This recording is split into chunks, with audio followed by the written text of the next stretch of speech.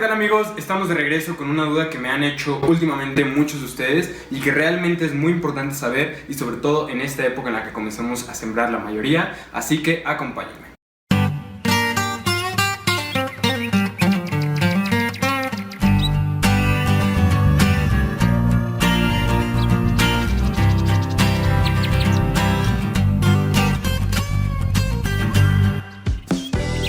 Y con esto nos referimos al riego, ya que un buen riego va a determinar qué tan exitoso o qué tan fallido va a ser nuestro intento a la hora de comenzar un cultivo, sobre todo en la etapa de germinación. Esto se debe básicamente a que cuando la planta es muy pequeña aún, y de hecho si no es que todas las especies de plantas, la mayoría requieren una humedad ambiental muy alta, casi del 80-90%, para así asegurar que la plantita no se reseque ni con la luz solar ni con el viento. Pero de igual manera, al momento de que es muy pequeña y la raíz aún es indefensa e incapaz de funcionar de la manera que lo va a hacer conforme vaya creciendo, esta también se puede llegar a pudrir muy fácil, y sobre todo si el sustrato que utilizamos tiene mucha materia orgánica, ya que al momento de que nosotros humedecemos la tierra, promovemos la vida bacteriana, la cual se encarga de descomponer estos elementos y dárselos a la planta. Pero si es muy joven y nos pasamos de riego, podemos provocar una aparición de hongos en las raíces. Entonces, ¿cómo podemos saber si estamos regando de más o si nos está faltando?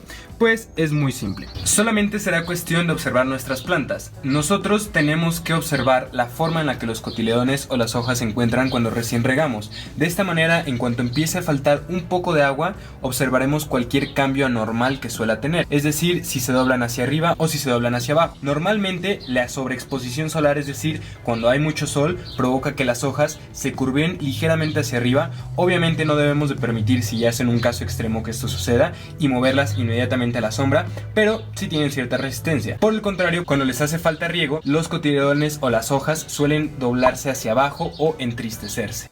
Dependiendo de la edad de la planta y las condiciones a la que la hayamos adaptado desde un inicio, la planta tendrá ese periodo de resistencia llamado periodo de sequía o descanso entre riego y riego, básicamente, el cual va a ayudar a que la planta vaya desarrollando un nivel de resistencia a la ausencia de riego mucho mayor. Si nosotros acostumbramos a una planta a que la vamos a regar todos los días, o simplemente nuestro clima, que es árido y con mucho viento, no nos permite realmente intercalar mucho más los riegos, pues realmente la planta se va a volver muy dependiente de la asistencia humana. Por el contrario, si nosotros tenemos una planta que desde pequeña la estamos acostumbrando solamente al riego necesario, y que en cuanto haya ausencia de este riego la planta tenga que esperar un poco por el agua, entonces conforme vaya avanzando el tiempo, la planta va a ir aumentando y mejorando esta resistencia, y así logrará ser un poco más independiente. Y bien, pues esa es básicamente la forma en la que nosotros nos vamos a dar cuenta si le hace falta riego a la planta. Pero ahora, ¿cómo vamos a saber si en realidad nos estamos pasando del riego? Una de las formas más simples, y que es por la que principalmente me guío yo, es la parte superior del sustrato o la parte inferior de la maceta. Es decir, si nosotros observamos que la coloración del sustrato, de ser un café rojizo o de ser un color oscuro,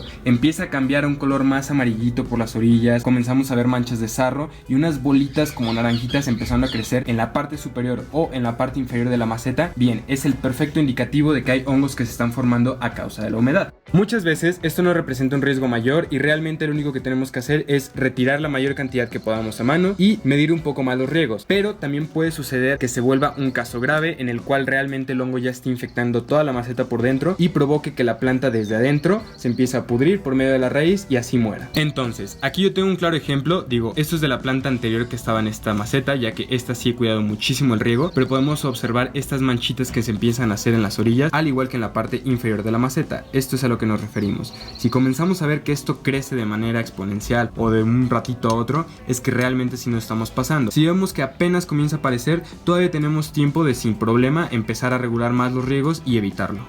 Otro de los síntomas más comunes y más fáciles de constatar es la decoloración foliar. En este caso también puede ser que nosotros, al momento de que regamos mucho, vamos a lavar todos los nutrientes que tiene la planta disponibles en el sustrato. Al momento de que nosotros hacemos esto, la obligamos a utilizar las reservas que tiene, las cuales están en las hojas y tallos, provocando el amarillamiento de los mismos. Entonces, si tú tienes una planta que de la nada no ha empezado floración, no está haciendo nada distinto y comienza a cambiar su color drásticamente de un verde bueno a un amarillo, puede que también te estés pasando del riego, o que simplemente le haga falta un poco de nitrógeno.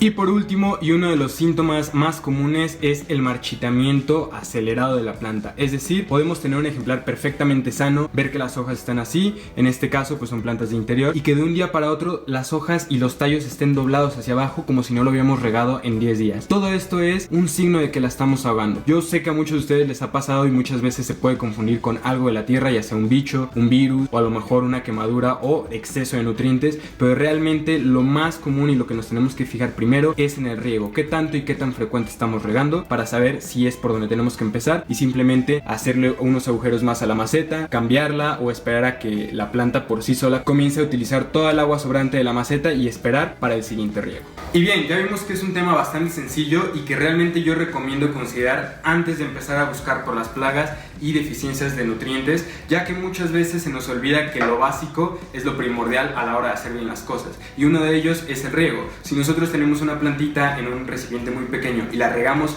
bastante hasta que empiece a drenar agua, lo que vamos a provocar es que esos nutrientes que le hayamos puesto, ya sea humus de lombriz o lo que sea que ya contenga nuestro sustrato, se vayan lavando y entonces la planta no lo tenga disponible cuando lo requiera y comiencen las deficiencias desde pequeñitas. Entonces, cuando están pequeñas es cuando más recomiendo hacer hincapié en este cuidado, ya que también si llega a faltar, pues va a provocar inevitablemente la muerte de nuestra planta. Y bueno, ojalá les haya gustado, pero sobre todo les haya servido. No olviden seguirnos tanto Fanny como a mí en nuestras redes sociales. Cualquier duda o comentario lo pueden hacer por medio de Instagram, aquí abajo en los comentarios, o por la página de Facebook. Nos vemos en el siguiente video. Hasta la próxima.